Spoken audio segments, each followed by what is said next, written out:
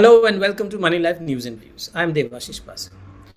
The news report suggests that the market regulator, the Securities and Exchange Board of India, wants to tweak the regulations governing research analysts and registered investment advisors once again. Now, let me start with the disclosure before I go on to discuss what the implications could be. I run a firm that is regulated by SEBI, and so my views are naturally colored. However, I have insights into what investors are looking for, that's from the customer perspective, which non-market participants may not know about. Now, SEBI had brought in investment advisors and research analysts under regulations in 2013 and 2014. IAs, as they're called, or RIAs, as they're called, are supposed to be like a family doctor. They know the health history of every member of the family. What a doctor knows about health, the IA is supposed to know about the wealth of the family and its members. Now, that is where the analogy ends. If doctors are supposed to be, they're obviously under some regulatory burden, but if that is supposed to be 10 for RIAs, it's at 100 on a scale of 1 to 100. And doctors are supposed to be dealing with our life. IAs are still dealing with our wealth or part of our wealth. SEBI regulations of 2013 and 2016 already covered a whole raft of things that the IAs or RIAs are supposed to know about, maintain, and continue to have their, in the way they regulate, the way they do their business, which is mandatory risk profiling of clients, suitability of products recommended, recording the rationale and suitability of every piece of advice that they've given, right? IAs must have a documented process for selecting investments based on clients' objectives and financial situation, and must have a reasonable basis for believing that a recommendation or a transaction entered into meets the client's objectives, risk profile, and among other things. Now, these regulations are already quite tight on the RIAs, are getting tighter and tighter. In 2019, between the period 2019 and 21, SEBI came up with further and extensive changes. In December 2019, there was an ad hoc circular. In September 2020, the height of COVID, it issued new additional guidelines, but just 2 months after massive changes were announced in July 2020. As a result of these changes, RIAs cannot accept fees through credit cards, will have to sign a 26-clause investor agreement, have to maintain physical records written and signed by IAs, telephone recording, emails, SMS messages, or any other legally verifiable record for 5 years. All this is very well-meaning, but is it practical? RIAs will need an army of administrative and tech staff to be compliant.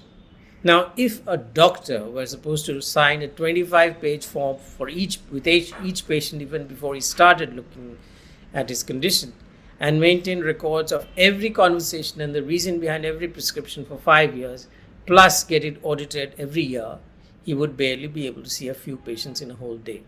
His charges would shoot up and Medicare would become out of reach of most people. That is something that has happened to the RIA, the investment advisor business. The heart of the issue is SEBI's own idea of who is a model investment advisor and what kind of job he does or what kind of service he offers.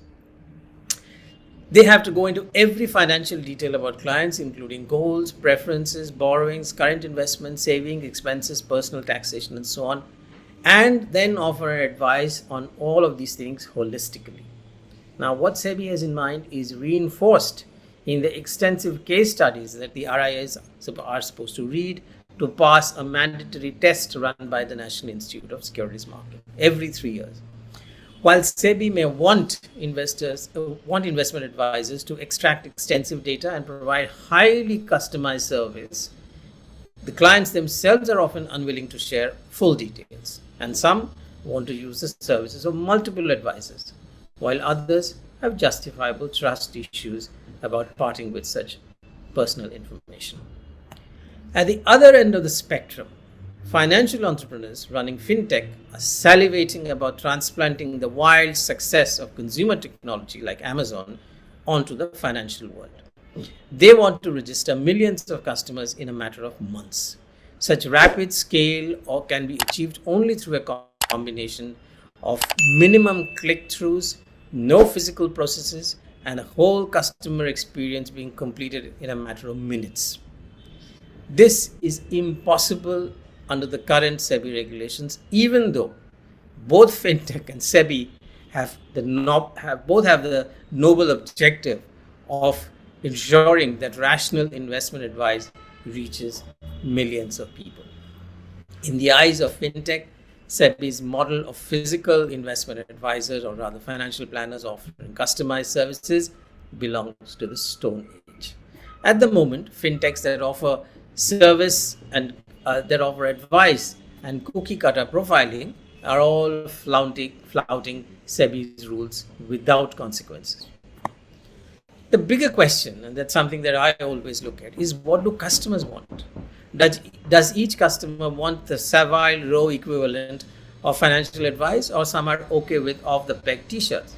Remember, financial planning is sold, not bought. Seeing a doctor is a necessity for one who is ailing.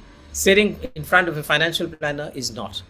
Of the thousands of queries we have received from clients, 80% of them fall into three broad types. One, I have 5 lakhs of surplus lying in the bank. Where would I invest it? 2, here is my portfolio. Which one should I get rid of and which one should I hold? 3, what is your opinion on the following stocks or funds? Should I go and buy them?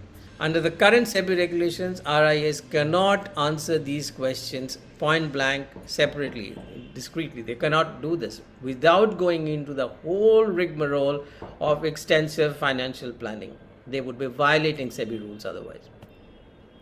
Now, how does FinTech deal with the physical process that SEBI demands?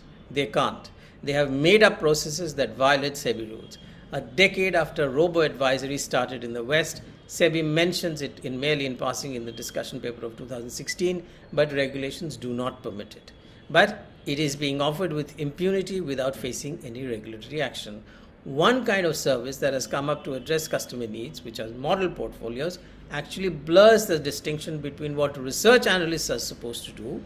They are supposed to issue individual research reports on individual companies, and what investment advisors are supposed to do, which is give a holistic financial planning advice. Sadly, a few of SEBI's rules are vague, and yet the regulator had showed no leniency when IAs have violated what SEBI had apparently intended the rule to be. In effect, the gap between what customers need, what they want, what fintechs are offering, and what SEBI regulations demand of RIAs are all far too wide and are all different, are spread across. I'm eagerly waiting to see how a new discussion paper bridges all of these gaps. Thanks for watching, and if you liked it, please do share and press the like button.